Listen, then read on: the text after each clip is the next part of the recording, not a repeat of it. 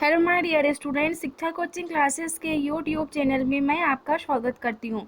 आइए स्टूडेंट्स, आज हम क्लास 12 सब्जेक्ट फिजिक्स नया सेशन 2021-22 के लिए यूनिट फर्स्ट स्थिर वैद्युतिकी इलेक्ट्रोस्टैटिक्स का चैप्टर फर्स्ट वैद्युत आवेश युग्म क्षेत्र का रिवीजन पढ़ते हैं। रिवीजन मतलब कि हमने जितना भी इसके पहले हमने पढ़ा है उसको एक बार हम रिवाइज करते हैं और उनसे संबंधित प्रश्नों को देखते हैं और उन प्रश्नों में से कौन से प्रश्न ऐसे हैं जो बहुत ही महत्वपूर्ण हैं, उन प्रश्नों को भी स्पेशली हम टिक मार्क करते हैं। उनके सन को हम मेंशन करते हैं कि किस तरह से पिछले एग्ज़ाम्स में उन क्वेश्चनों को पूछा गया है। तो आइए हम देखते हैं students revision and IMP question.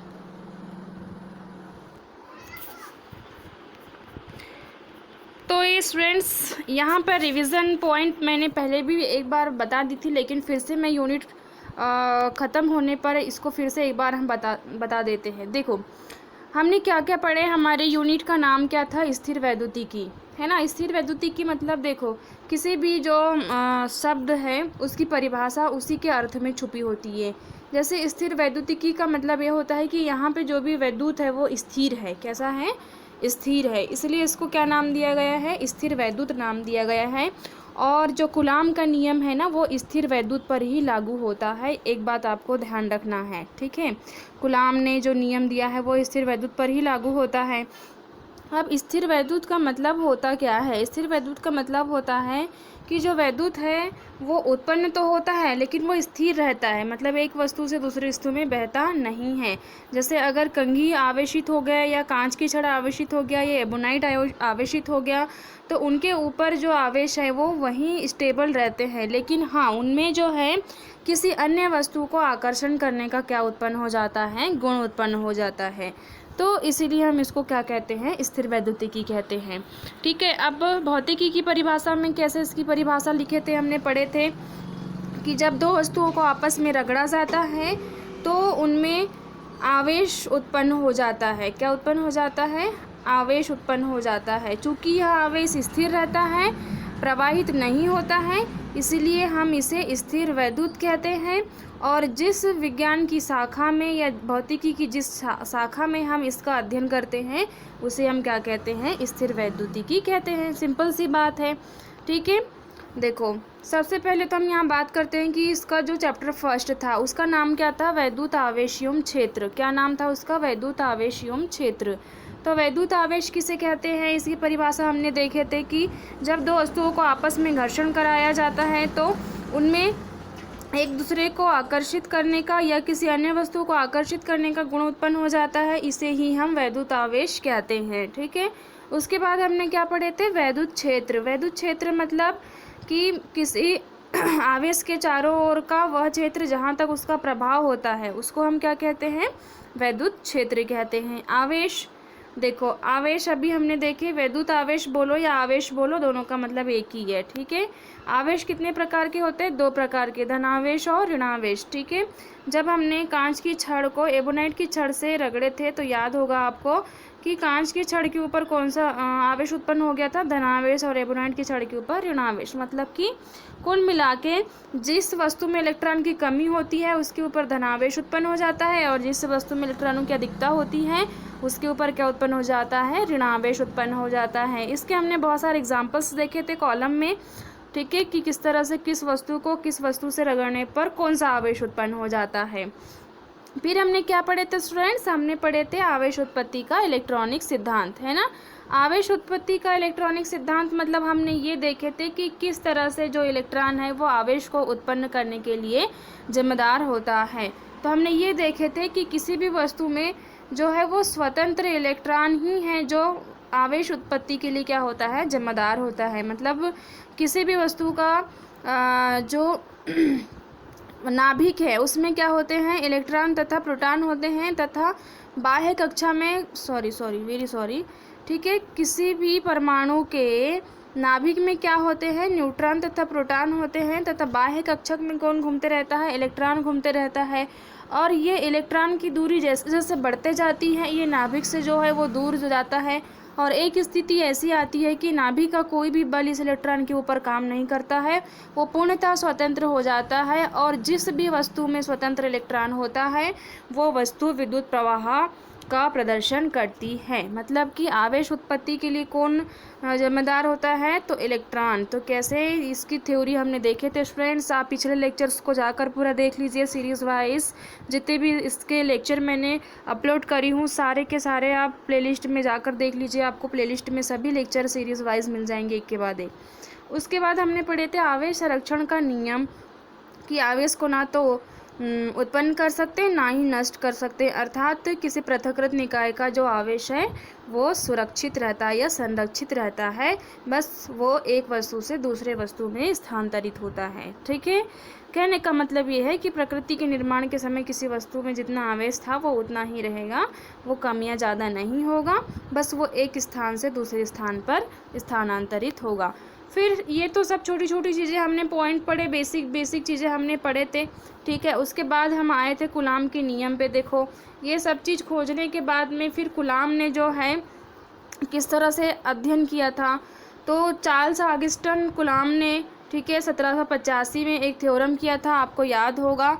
और उस प्रैक्टिकल में उन्होंने क्या निष्कर्ष निकाला कि उन्होंने देखा कि दो आवेशों के मध्य लगने वाला आकर्षण या प्रतिकर्षण बल का मान जो है उन दोनों आवेशों के गुणनफल के समानुपाती तथा उनकी बीच की दूरी के वर्ग के व्युत्क्रमानुपाती होता है। क्यों? क्योंकि इसके पहले आवेश की परिभाषा तो परिभाषित की जा चुकी थी। ठीक है, क्योंकि मैंने आपको बताई थी कि जो रॉबर्ट ब्राउन था, है ना, और जो रानी एलिजाबेथ का जो डॉक्टर था गिलबर्ट, इन लोगों ने पहले ही आवेश की परिभाषा दे चुके थे, आवेश का अध्ययन कर चुके थे। तो कूलाम ने फिर जो है उनके स्टडी को आगे बढ़ाया और आगे बढ़ाकर उन्होंने जो है एक नियम दिया और उस नियम का जो निष्कर्ष है वो निकल के आया, वो ये था कि F समानुपाती Q1 Q2 upon R square. ठीक है, इसका भी जो थ्योरम है ये इंपॉर्टेंट है, तो आप इसको देख लीजिए स्टूडेंट्स। ठीक है, पिछले लेक्चर्स में जाकर आप डिटेल देख लीजिए, मैं बस थोड़ा यहाँ पे आपको पॉइंट बता रही हूँ कि क्या क्या हमने पढ़े हैं और उसका निष्कर्ष क्या निकल के आया था।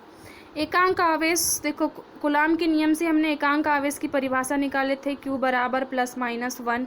ठीक है, एकांक आवेश को हम क्या कहते हैं, इकाई आवेश भी कहते हैं। इकाई आवेश को एक कूलाम आवेश भी कहते हैं। एक कूलाम आवेश मतलब यहाँ स्पष्ट ही है, इसके शब्द में ही छुपा है कि आवेश का मान कितना होगा, यहाँ पे 1 होगा। चूँकि आवेश की इकाई 1 होती है, कूलाम होती है, इसलिए हम उसको एक कूलाम भी कह सकते हैं। तो हमने देखे थे कि किस तरह से एक कूलाम आवेश या इकाई आवेश जो है वो कूलाम के नियम से निकल कर आता था। ठीक है, तो आप जो है एकांक आवेश को भी मैंने बहुत अच्छे से समझाई हूँ, आप इस लेक्चर को देख लीजिए जाके, एकांक आवेश वाला जो पिछला लेक्चर है आप क्रम से देखिए, आपको कहीं ना कहीं मिल जाएगा। उसके बाद में हमने देखे थे बिंदु आवेश। बिंदु आवेश मतलब दो ऐसे आवेश जो अल्प दूरी पर स्थित हो, है ना, उनको हम क्या कहते हैं, बिंदु आवेश कहते हैं। विद्युत क्षेत्र देख ली हमने इसके पहले। विद्युत क्षेत्र की तीव्रता, भाई सही बात है कि विद्युत क्षेत्र है तो उसकी तीव्रता भी होगी। कहने का मतलब ये है कि मान लो कल्पना कर लेते हैं कि यहाँ पे कोई आवेश है और इस आवेश के चारों ओर एक विद्युत क्षेत्र विद्यमान है। अब हमको कैसे पता चलेगा कि इसकी तीव्रता कितनी होगी, तो हम कोई दूसरा आवेश यहाँ पे लेके आएंगे परीक्षण करने के लिए। क्या करने के लिए? परीक्षण। और इस परीक्षण आवेश को हम क्या कहते हैं, Q0।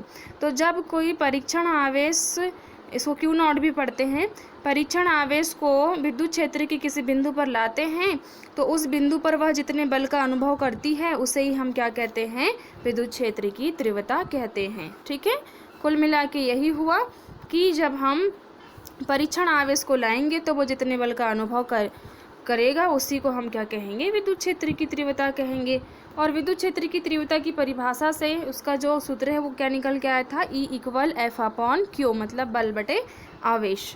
उसके बाद हमने पढ़े थे विद्युत बल रेखाओं के गुण, मतलब कि अगर विद्युत क्षेत्र है तो सिंपल सी बात है वहाँ पे बल रेखाएं भी उत्पन्न होती है। तो हमने देखे थे कि किस तरह से विद्युत बल रेखाएं जो है वो धनावेश से निकल कर ऋणावेश की ओर गमन करती थी, लचकदार डोरी की भांति, एक दूसरे को कहीं पर भी नहीं काटती थी। तो इस तरह के विद्युत बल रेखाओं के बहुत सारे गुण पढ़े थे, हमने डिटेल में देखे थे। तो आप इसे भी पिछले लेक्चर्स में जाकर देख लीजिए इसका डिटेल। वैद्युत द्विध्रुव, भाई सिंपल सी बात है, वैद्युत द्विध्रुव मतलब कि ध्रुव, जैसे उत्तरी ध्रुव, दक्षिण ध्रुव और चुंबक का जो ध्रुव होता है, ठीक है। एन ध्रुव एस ध्रुव पढ़ते हैं हम, वैसे ही वैद्युत विध्रुव होता है, जिसमें एक पर प्लस क्यू आवेश यानी कि धनात्मक आवेश और दूसरे पर कौन सा ऋणात्मक आवेश होता है। तो इसकी परिभाषा हमने देखे थे कि अल्प दूरी पर स्थित जो आवेश है उनको अगर एक अक्ष के माध्यम से मिला दिया जाए तो इसी को हम क्या कहते हैं, वैद्युत विध्रुव कहते हैं। वैद्युत विध्रुव आघूर्ण, वैद्युत विध्रुव आघूर्ण में हमने देखे थे कि जो विध्रुव है उसकी शक्ति को हम यानी कि पावर, देखो यहाँ पे पी भी लिखे हमने, इसी को हम क्या कहते हैं, वैद्युत विध्रुव आघूर्ण। और वैद्युत विध्रुव आघूर्ण पी इक्वल क्या आया था, 2qL। हमने नेक्स्ट टॉपिक देखे थे मानक स्थितियाँ। यहाँ तक तो हमने छोटे छोटे पॉइंट को क्लियर कर लिए कि वैद्युत आवेश, क्षेत्र, धनात्मक आवेश, ऋणात्मक आवेश, आवेश कैसे उत्पन्न हुआ, संरक्षण का नियम, कूलाम का नियम, और कूलाम के नियम से हमने एकांक आवेश की परिभाषा देख ली, बिंदु आवेश देख लिए, वैद्युत क्षेत्र देख लिए, तीव्रता देख ली, गुण देख लिए, हमने द्विध्रुव भी देख लिए। उसके बाद हम आघूर्ण भी देख लिए। अब हम आते हैं मानक स्थितियों पर। मानक स्थिति का मतलब होता है कि भाई अलग अलग पोजीशन में किस तरह से विद्युत क्षेत्र की तीव्रता अलग अलग होगी। सिंपल सी बात है, कोई विद्युत क्षेत्र अगर विद्यमान है तो उसके अलग अलग पोजीशन में, मतलब इधर इधर इधर, कैसे हम विद्युत क्षेत्र की तीव्रता को पता करेंगे, ये भी तो ज़रूरी है। तो जो अक्षीय स्थिति, अक्षीय मतलब अक्ष पर ही, मान लो कि ये भाई देखो जहाँ पे विद्युत क्षेत्र की तीव्रता निकालना है वहाँ विद्युत क्षेत्र होना जरूरी है। जहाँ विद्युत क्षेत्र होगा वहाँ आवेश का होना जरूरी है, और आवेश अगर है तो दो विपरीत आवेश भी होना जरूरी है, क्योंकि यहाँ पर वैद्युत विध्रुवों की मदद से हम अक्ष पर, मतलब कि इसी पर, ठीक है, किसी बिंदु पर हम क्या निकाल लेंगे, यहाँ पे विद्युत क्षेत्र की तीव्रता। तो इसका व्यंजक क्या निकल के आया था, E = 1/4 πε0 के इंटू 2p/r³ न्यूटन प्रति कूलाम। इसको भी मैंने काफ़ी अच्छे से बेसिक के साथ में आपको समझाया था, बहुत डिटेल में समझाया था मैंने कि कैसे अक्षीय स्थिति में विद्युत क्षेत्र की तीव्रता का व्यंजक हम ज्ञात करते हैं। ठीक है। उसके बाद हमने निरक्षीय स्थिति में, निरक्ष मतलब कि अक्ष से अलग कंडीशन में जाए, इस तरह से ऊपर निकालो या नीचे निकालो। तो इस बिंदु पर अगर हम मान लो यहाँ पे कहीं हम विद्युत क्षेत्र की तीव्रता निकालते हैं तो इसको हम निरक्षीय स्थिति कहते हैं। और हमने देखे थे स्टूडेंट्स कि जब निरक्षीय स्थिति का हमने लेक्चर किए थे उसमें मैंने आपको बताई थी कि उसके लिए व्यंजक क्या निकल के आता है, E = 1/4 πε0 के इंटू p/r³ न्यूटन प्रति कूलाम। तो इसको भी मैंने काफ़ी डिटेल में आपको समझाई थी, तो आप पिछले लेक्चर्स को पहले जाकर देख लीजिए। अगर आपने नहीं देखा है तो ये सब चीज़ें आपको समझ में नहीं आएगा। तो अब मैंने, ठीक है, उसके बाद में हमने क्या पढ़े थे, वैद्युत फ्लक्स पढ़े थे। वैद्युत फ्लक्स मतलब कि जो फ्लक्स, एक्चुअल में यहाँ फ्लक्स किसके लिए आया है, विद्युत क्षेत्र में जितनी भी बल रेखाएं हैं अगर हमने उनको जोड़ दिए तो ये जो इनका समेशन होता है ना, इनका समेशन ही वैद्युत फ्लक्स होता है। फिर गॉस, देखो कूलाम के नियम तो हमने देख लिए थे, कूलाम के बाद में कौन आया, गॉस। फिर भाई देखो गॉस के अध्ययन के दौरान क्या निष्कर्ष निकल के आया कि फाई E = क्या होता है, Q/ε0। इसको भी मैंने काफ़ी डिटेल में समझाया कि कैसे Q/ε0 ये गॉस ने प्रूफ करके दिखाया। ठीक है, कूलाम के नियम को आगे स्टडी करके गॉस ने ये निष्कर्ष निकाला। और हमने गॉस के नियम के अनुप्रयोग देखे थे। तो जो पहला अनुप्रयोग था, रेखीय आवेश के कारण किसी बिंदु पर विद्युत क्षेत्र की तीव्रता ज्ञात कीजिए, तो उसका जो थ्योरम का जो निष्कर्ष निकल के आया था वो आया था E = λ/2πr/ε0। और दूसरा अनुप्रयोग हमने देखे थे गोलीय कवच के कारण। ठीक है, तो गोलीय कवच के कारण जो विद्युत क्षेत्र की तीव्रता जो निकल के आया था वो आया था Q/4 πε0 r²। ठीक है, तो इस तरह से हमने देखे थे गॉस के नियम के अनुप्रयोग। और गॉस के नियम का जो तीसरा अनुप्रयोग था वो बहुत ही मोस्ट इम्पॉर्टेंट था, मैंने बताई थी। तो उसमें हम कूलाम के नियम की उत्पत्ति करते हैं। कुल मिला के जो है, अब हम आगे देखते हैं कि कैसे हमने कूलाम के नियम की उत्पत्ति की थी और किस तरह के क्वेश्चन यहाँ पे बनते हैं। तो देखो स्टूडेंट्स, अब हम बहुत ही महत्वपूर्ण बात यहाँ पे करने वाले हैं जो आपके लिए काफ़ी इम्पॉर्टेंट है। ठीक है, आपके बेसिक के लिए भी बहुत इम्पॉर्टेंट है, और एग्ज़ाम में कैसे प्रश्न बनेंगे ये भी बहुत ही महत्वपूर्ण है। तो आप इस तरह से जो है अच्छे से तैयारी कीजिए। देखो जैसे यहाँ पे पूर्ण तैयारी है। पूर्ण तैयारी मतलब कि हमने जितना भी था पूरा हमने थ्योरी एक एक यहाँ पे समझाया है आपको। अब हम देखते हैं कि चैप्टर 1 के जो है वो क्वेश्चन कैसे बनेंगे। तो क्वेश्चन कैसे बनेंगे, सभी प्रश्नों को मैंने यहाँ पे शामिल किया है। मैंने इसको हैंड राइट किया है खुद से और आपको मैं ये प्रश्नों को बता रही हूँ। देखो कि किस तरह से प्रश्न जो है चैप्टर 1 वैद्युत आवेशियम क्षेत्र से पूछे जा सकते हैं। इन प्रश्नों को आपको बिल्कुल भी नहीं छोड़ना है, सभी के सभी प्रश्नों को आपको लिखना है और अपने नोट्स में इनके आंसर भी लिखना है। तो देखो ये सब चीज़ें जो है बहुत ही सरल है। देखो जितना भी यहाँ पे आपको क्वेश्चन दिख रहा है ना, ये बहुत सरल है। मतलब आपको ऐसा लग रहा होगा कि ये क्वेश्चन जो है टफ लग रहे हैं, लेकिन जब आप सारे लेक्चर्स मेरे देखोगे, पूरे मैंने जितने भी लेक्चर्स इसके अपलोड करी हूँ, तो तभी आपको ये सब चीज़ें समझ में आएगा और लगेगा कि बहुत ही सरल है। ठीक है। और फिजिक्स जो है वो ज़्यादा टफ नहीं है, जब आप इसे समझ लेते हो ना, तो जैसे मैथ्स कैसे सरल लगता है, जब मैथ्स बनने लगते हैं तो मैथ्स भी बहुत सरल लगता है, उसी प्रकार फिजिक्स में भी जब हमको बेसिक कॉन्सेप्ट समझ में आता है तो ये भी बहुत ही सरल सब्जेक्ट होता है। तो जैसे यहाँ पे पहला प्रश्न क्या है स्टूडेंट्स, मूल आवेश का मान कितना होता है। देखो ये 1 नंबर के प्रश्नों के लिए बहुत ही महत्वपूर्ण है, ये 2019 में पूछा गया था। देखो मैं इनके आंसर आपको बिल्कुल नहीं बताऊंगी, क्योंकि इनके आंसर आपको अपने आप बन जाएंगे जब आप मेरे सारे लेक्चर्स को देखोगे। तो ये प्रश्न 2019 में पूछा था, मतलब इससे ये आपको समझ में आ रहा है कि किस तरह के प्रश्न पूछे जाते हैं इस यूनिट से। फिर एक कूलाम आवेश में इलेक्ट्रॉनों की संख्या कितनी होती है, ये प्रश्न 2009 में पूछा था। ठीक है। नेक्स्ट प्रश्न है आपका, बिंदु आवेश Q के कारण r दूरी पर विद्युत क्षेत्र की तीव्रता E होती है। तो ये प्रश्न भी जो है 2013 में पूछा गया है। तो इसका थ्योरम क्या आया था ये भी आपको देखना है। निर्वात की विद्युतशीलता एप्सिलॉन 0 का मान कितना होता है, ये प्रश्न 2010 में पूछा था। कोई भी प्रश्न ऐसा नहीं है कि जिनका मैंने वीडियो में जिक्र नहीं की हूँ या मैंने इनके आंसर नहीं बताई हूँ। सभी के सभी आंसर मैंने सारे लेक्चर्स में आपको कहीं ना कहीं मिल जाएंगे, आप उन्हें पहले एक एक करके देखिए। नेक्स्ट प्रश्न है आपका, वायु में स्थित एकांक धनावेश से निकलने वाला कुल वैद्युत फ्लक्स होता है। देखो ये 2009 में पूछा गया था, ये भी 1 मार्क्स में ही पूछा था। तो आपको जो है इसको अच्छे से देखना है कि कितना होता है। फिर नेक्स्ट प्रश्न है, धातु का परावैद्युतांक कितना होता है। देखो धातु का परावैद्युतांक जो है ये अनंत होता है। ये क्वेश्चन 2009 में पूछा था और मैंने आपको परावैद्युतांक से संबंधित एक चार्ट बना के समझाई थी कि किस पदार्थ का कितना परावैद्युतांक होता है और कौन से एग्ज़ाम में आए हैं, वो भी मैंने आपको बताई थी। तो आप लेक्चर्स जाके देख लीजिए पिछले। फिर 2 सजातीय आवेश एक दूसरे को खालिस्तान करते हैं, 2 विजातीय आवेश एक दूसरे को खालिस्तान करते हैं। एक में आएगा प्रतिकर्षित, एक में आएगा आकर्षित। तो ये दोनों के दोनों प्रश्न 2008 में पूछे गए हैं।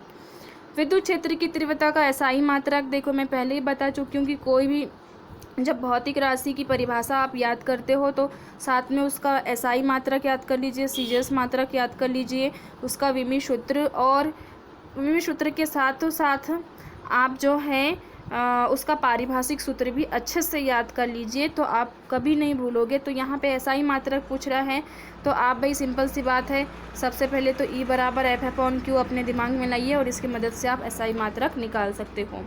विद्युत क्षेत्र का विमी सूत्र, देखो विमी सूत्र पूछ लिया। विमी सूत्र और मात्रक तो जनरली पूछे ही जाते हैं। एक आदर्श विद्युत का आकार कैसे होता है, ये 2009 में पूछा गया था। निर्वात की विद्युतशीलता एप्सिलॉन 0 का मान कितना होता है, ये 2010 में पूछा गया था। देखो ये क्वेश्चन जो है ऊपर में भी पूछा गया है, देखो ये यहाँ पे पूछा गया है एप्सिलॉन 0 का मान कितना होता है। ठीक है, कहाँ गया ये प्रश्न ये देखो, निर्वात की विद्युतशीलता एप्सिलॉन 0 का मान कितना होता है। तो आपको जो है इन प्रश्नों को अच्छे से तैयार करना है और इनके अलावा जो भी मैंने छोटे छोटे पॉइंट आपको याद करने बोली हूँ, जब मैंने लेक्चर समझाई हूँ, तो उनको आप भी अच्छे से याद करिए, क्योंकि इससे आपको ये समझ में आ रहा है कि क्वेश्चन कैसे पूछे जा सकते। जैसे सही जोड़ी बनाइए, विद्युत क्षेत्र की तीव्रता, विद्युत आवेश, विध्रुव आघूर्ण, विद्युत फ्लक्स। अब यहाँ सही जोड़ी में ये आपको समझ में आ रहा है कि ये क्या है, ये सभी के सभी जो है इनके मात्रक है ना, इनकी इकाइयाँ हैं। तो आपको क्या करना है, सबसे पहले तो इनकी परिभाषा याद करना है, इनका पारिभाषिक सूत्र याद करना है, उसके बाद में इनके मात्रक अपने आप आपसे बन जाएंगे, आपको रटने की ज़रूरत बिल्कुल भी नहीं पड़ेगी। ठीक है स्टूडेंट्स, तो अब हम चलते हैं ठीक है, थोड़े मतलब बड़े प्रश्न, ये तो सभी के सभी 1 नंबर के लिए थे। और अब हम चलते हैं 2 नंबर या 3 नंबर के प्रश्न कैसे होंगे। वैसे हालांकि इस यूनिट से 2 नंबर या 3 नंबर का प्रश्न नहीं पूछा जाता, सीधे सीधे जो है 5 नंबर का प्रश्न पूछता है, लेकिन फिर भी आपको पता होना चाहिए, क्योंकि कभी कभी क्या होता है कि 2 प्रश्न एक साथ जोड़ के दे दिए जाते हैं। जैसे देखो, ये प्रश्न भी बहुत महत्वपूर्ण है। वैद्युत विद्युत क्या है, वैद्युत फ्लक्स क्या है, इसका एसआई मात्रक लिखिए। ये 2013 में पूछा गया था। ठीक है स्टूडेंट्स, वैद्युत क्षेत्र की तीव्रता की परिभाषा लिखिए तथा इसका एसआई मात्रक बताइए। नेक्स्ट प्रश्न है विद्युत विध्रुव आघूर्ण की परिभाषा लिखिए तथा मात्रक बताइए। नेक्स्ट प्रश्न है आवेश का क्वांटीकरण क्या है, 2005 में पूछा गया था। आवेश संरक्षण का सिद्धांत समझाइए, ये प्रश्न पूछा नहीं गया है, लेकिन कुछ भी 1 नंबर में कुछ भी पॉइंट यहाँ से पूछा जा सकता है। वायुमंडल के रबर टायर कुछ चालक बनाए जाते हैं क्यों, ये प्रश्न जो है ये भी क्वेश्चन बैंक में शामिल है, आपके मोस्ट आईएमपी प्रश्नों के एनसीईआरटी क्वेश्चंस है। नेक्स्ट प्रश्न है विद्युत क्षेत्र रेखाओं के गुण लिखिए, ये भी प्रश्न पूछा गया है, लेकिन यहाँ सन मेंशन नहीं, क्यों मुझे उसका सन मिल नहीं रहा था। नेक्स्ट प्रश्न है स्पष्ट कीजिए कि क्षेत्र रेखाएं कभी एक दूसरे को नहीं काटती, अथवा स्पष्ट कीजिए कि विद्युत बल रेखाएं संतत होती है। ये दोनों का मतलब एक ही है, बस मैंने यहाँ पे लिख दी हूँ कि किस तरह से पूछे जा सकते हैं अलग अलग। नेक्स्ट प्रश्न है विद्युत फ्लक्स क्या है, ये कितने प्रकार के होते हैं। ठीक है, तो इस तरह से ये प्रश्न है आपके, ये सभी के सभी महत्वपूर्ण प्रश्न हैं, और ये टॉपिक से मैंने सभी प्रश्नों को अच्छे से एनालिसिस करने के बाद में ही यहाँ पे आपको तैयार करके दिया है। देखो, अब हम बात करते हैं इस यूनिट का बहुत ही मोस्ट इम्पॉर्टेंट क्वेश्चन जो एग्ज़ाम में पूछा जाता है 5 नंबर में, क्योंकि इसका हिस्ट्री है कि ये यहाँ से जो है जनरली 5 नंबर के प्रश्न ही पूछे जाते हैं। और जितने भी प्रश्न मैं यहाँ पर आपको दे रही हूँ, सभी के सभी प्रश्न देखिए, ये सन आपको नज़र आ रहे हैं रेड कलर में, ये सभी प्रश्न किसी न किसी सन में पूछे गए हैं। जैसे पहला प्रश्न है वैद्युत आवेशों के लिए कूलाम का व्युत्क्रम वर्ग का नियम लिखिए तथा समझाइए, इसकी सहायता से एकांक आवेश की परिभाषा दीजिए। देखो, ये एकांक आवेश की परिभाषा ऊपर मैंने अकेले मतलब 1-2 नंबर में शामिल की थी, तो इस तरह से जोड़ के प्रश्न देता है। अब ये प्रश्न कब कब पूछा है, 2002 में, 3 में, 4 में, 5 में, 10 में। ठीक है, इस प्रश्न की आने की अब संभावना है। क्यों? क्योंकि 2010 के बाद में इसको नहीं पूछा गया है, तो भाई सिंपल सी बात है, इसको जो है वो रिपीट कर सकता है, अब दे सकता है। तो जो है 2020-21 की दृष्टि से और 21-22 की दृष्टि से भी ये प्रश्न बहुत ही महत्वपूर्ण है, तो आप इस प्रश्न को अच्छे से तैयार कर लीजिए। नेक्स्ट प्रश्न है किसी विद्युत क्षेत्र के कारण अक्षीय स्थिति में किसी बिंदु पर विद्युत क्षेत्र की तीव्रता के लिए व्यंजक प्राप्त कीजिए। देखो, ये प्रश्न 9 में, 6 में, 7 में, 2020 में भी पूछा गया है, ये प्रश्न 18 में पूछा गया है। कहने का मतलब जो है ये प्रश्न देखो पहले पूछा गया था 9 में, 6 में, 7 में, फिर उसके बाद में 18 में पूछा गया, फिर 20 में पूछा गया। तो देखो, ये पिछले साल आया हुआ प्रश्न है, ये 2020 में। अब देखो, पिछले साल आया है तो इस साल आने की इसकी संभावना थोड़ी कम है, क्योंकि ये 18 में भी पूछा गया है। लेकिन हाँ, आने वाले समय के लिए ये भी इम्पोर्टेंट हो सकता है, क्योंकि 2022 में ये थोड़ा पुराना हो जाएगा, तो आप इस क्वेश्चन को भी तैयार कर लीजिए। ठीक है, अब देखो नेक्स्ट प्रश्न कौन सा है, वैद्युत विध्रुवों से अब क्या समझते हैं। देखो, यहाँ पे ये परिभाषा ऐड हो गया। देखो, जो 2 नंबर मैंने ऊपर शामिल की थी, ये प्रश्न सेम जैसे के वैसे ही पूछा गया था। वैद्युत विध्रुवों से आप क्या समझते हैं, वैद्युत विध्रुवों के कारण निरक्षीय स्थिति में किसी बिंदु पर विद्युत क्षेत्र की तीव्रता के लिए व्यंजक स्थापित कीजिए। देखो, मैंने यहाँ पे स्पेशली मेंशन कर दिया है कि ये प्रश्न 2021 के लिए बहुत ही महत्वपूर्ण आईएमपी है, तो मैं अभी से इस प्रश्न पर 4 स्टार लगा देती हूँ, क्योंकि मुझे लग रहा है कि ये प्रश्न जो है इस बार पूछे जाने की इसकी संभावना बहुत अधिक है। तो आप इस प्रश्न को तो बिल्कुल ही अच्छे से तैयार कर लीजिए। ठीक है, नेक्स्ट प्रश्न है किसी एक समान विद्युत क्षेत्र में रखे वैद्युत विध्रुव पर लगने वाले बलयुग्म के आघूर्ण का व्यंजक मतलब टाउ बराबर PE sin थीटा। देखो, बहुत ही सिंपल, बहुत ही सरल तरीके से मैंने पहले लेक्चर्स में समझा दी हूँ। स्टूडेंट्स, आपसे रिक्वेस्ट है कि आप सभी लेक्चर्स को अच्छे से देखिए, जहाँ भी डाउट हो मुझे कमेंट करके पूछ सकते हो, मैं आपके डाउट क्लियर ज़रूर करूँगी। तो देखो, ये व्यंजक निकालना है, ये 2008 में पूछा गया है ये प्रश्न जो है। अब नेक्स्ट प्रश्न है आपका बहुत ही महत्वपूर्ण प्रश्न, अति महत्वपूर्ण प्रश्न किसी विद्युत क्षेत्र में स्थित किसी बंद पृष्ठ के लिए गॉस का नियम लिखिए तथा इसे सिद्ध कीजिए। वैसे चैप्टर 1 में दो ही तो नियम बड़े इंपॉर्टेंट होते हैं, एक कूलाम का नियम है और एक गॉस का नियम है, क्योंकि सभी के सभी प्रमेय इसी नियम पर आधारित है। तो देखो, गॉस का नियम 2001 में पूछा गया है, 3 में, 4 में, 7 में, 8 में, 15 में, 17 में, 19 में। अब आप ही देखिए कि इस प्रश्न की जो है 2021 में आने की क्या संभावना लग रही है आपको? बिल्कुल लग रही है, क्योंकि ये प्रश्न जो है 2019 के बाद में नहीं पूछा गया है। तो जो है इस प्रश्न को भी आप 2021 के लिए अच्छे से तैयार कर लीजिए। ठीक है फ्रेंड्स, नेक्स्ट प्रश्न है, गॉस के प्रमेय लिखिए तथा इसकी सहायता से कूलाम के व्युत्क्रम वर्ग के नियम को निगमित कीजिए।